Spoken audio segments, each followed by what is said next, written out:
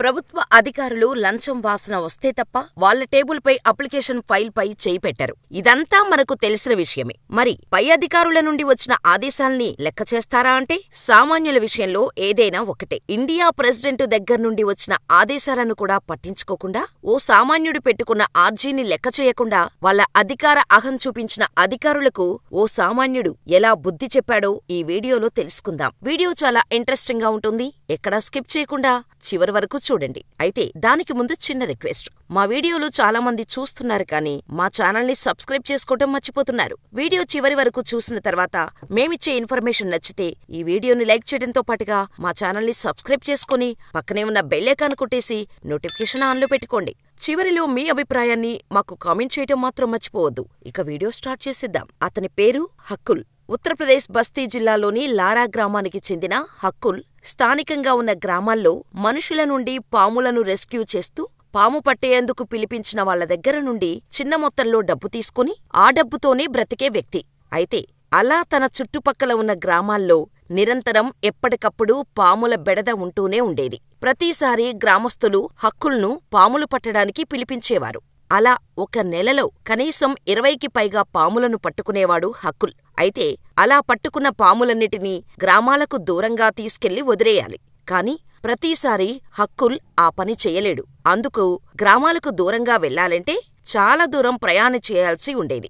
ఆ కారణంగా హక్కుల్ ఆ పాములన్నిటినీ తన ఇంటికి తెచ్చుకొని ఇంట్లోనే ఉంచుకునేవాడు. అలా కొద్ది రోజుల వరకు ఇల్లంతా పాములతో నిండిపోయేది. అందుకే హక్కుల్ తాను రెస్క్యూ చేసిన పాములను ఉంచేందుకు కొంత స్థలం కేటాయించమని రాష్ట్రపతికి లేఖ రాశాడు.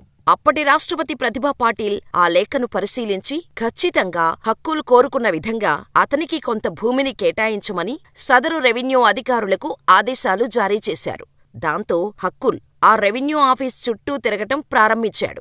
ఒకరోజు, ఒక వారం, ఒక నెల పై అధికారుల నుండి ఆదేశాలు వచ్చిన హక్కుల్ని మాత్రం పట్టించుకోలేదు సదరు రెవెన్యూ అధికారులు.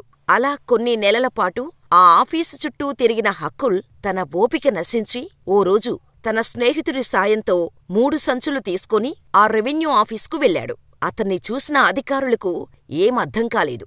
హక్కుల్ రెవెన్యూ ఆఫీసు బయట నుండి తలుపులు లాక్ చేసి ఆ సంచులని ఆఫీస్ మధ్యలో గుమ్మరించాడు. అంతే.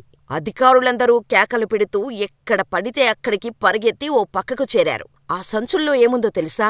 3 అడుగుల కట్లపాము నుండి 15 అడుగుల కొండచిలువ వరకు తన దగ్గరున్న 30 పాముల్ని తీసుకొచ్చి ఆఫీసులో వదిలేశాడు. అధికారుల కేకలు విని పరిగెత్తుకొచ్చిన జనాలకు ఆఫీసు బయట ఉన్న స్థలం కూడా సరిపోలేదు.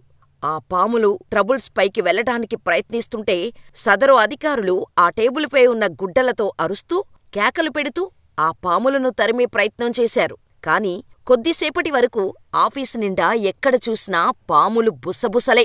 ఆ పాముల్లో అతి భయంకరమైన నాగుపాములు కూడా ఉన్నాయి. ఆ తర్వాత రెవెన్యూ అధికారులు పోలీసులకు ఫోన్ చేయడంతో వాళ్లు రంగంలోకి దిగి అక్కడ పాముల్ని వదిలేసి వెళ్లిపోయిన హక్కుల్ని పట్టుకొని మళ్లీ అన్ని పాములు పట్టించారు. అసలు హక్కుల్ అలా ఎందుకు చేశాడో అన్న విషయం అంతా తెలుసుకున్న తర్వాత పోలీసులే దగ్గరుండి అతనికి ఇప్పించాలని చెప్పిన భూమిని వీలైనంత తొందరగా అందజేశారు.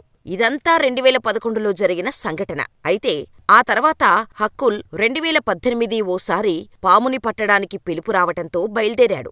అలా పాముని పట్టుకునే క్రమంలో పాముకాటికి గురయ్యాడు. హాస్పిటల్కు తీసుకెళ్తున్న సమయంలోనే అంబులెన్స్లోనే ప్రాణాలు పోగొట్టుకున్నాడు.